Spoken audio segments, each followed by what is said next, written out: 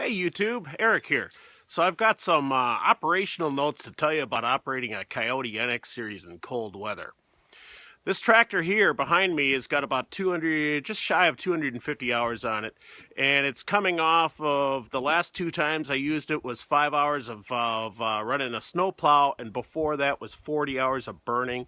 It ranged all the way down to about 5 below when I was burning it, and when I fired it on up to go snow plow, I immediately started smelling antifreeze.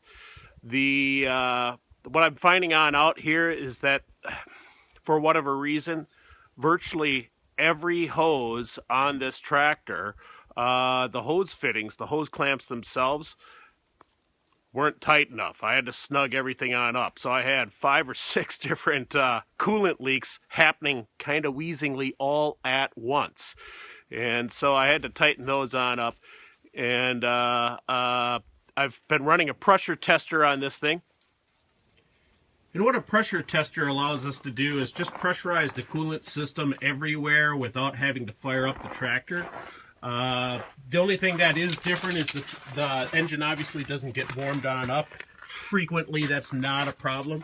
But you can see from my drip tray, I was using that to help me identify where the coolant leaks are. And the upper hose, which I've already replaced, that wasn't leaking, but both hose ends on the lower radiator hose were leaking, as well as the heater hose on going into the radiator on the other side. Furthermore, I don't know why this is, but this is a hydraulic line. I believe it goes to the power steering. I haven't really traced it out lately. At any rate, this hydraulic line, for whatever reason, keeps repeatedly coming loose. And when I was operating in I jumped out snow plowing. I jumped down out and in the middle of the night, in the dark. I'm like, oh, for crying out loud! I saw antifreeze dripping here and there, and I saw oil dripping here and there, and I decided it wasn't the engine oil because it wasn't dirty enough. But it also wasn't light enough for me to figure it out. It was coming off the bottom of the oil pan. But it again is this just this simple flare fitting here that's been coming loose. So once again, a couple of 7/8 inch wrenches, that's 22 millimeter wrenches to snug it back on up. Other than that, the tractor's doing pretty good. This summer, this commercial battery basically went soft on me from the hold down. Coming loose too often, it died a death of vibration. I am going to replace this with some kind of Optima battery, and I don't know if I'm going to go with a red top or a yellow top. I guess I'll try to figure that out later. But I'm going to put in an Optima battery to replace this battery. The battery is not vibrating now, and I've just given up on the factory hold down. So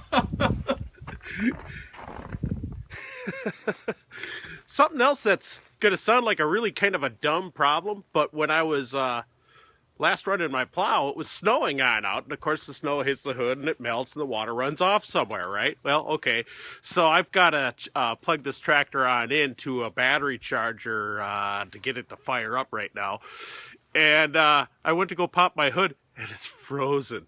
It's frozen down. I couldn't get it open. I had to literally stick a screwdriver in there and break down the ice dam. So something to be aware of is that there's a lip on the tray that kind of collects water, and that's going to be cold, and water running from the hood's going to be warm. So as soon as it hits that cold tray that's kind of surrounding the front end of the engine in front of the radiator, it freezes and it locks the hood down. Well, so be aware that you might have trouble opening the hood on up later. You try to do this with one hand and hold the camera. Know what I mean?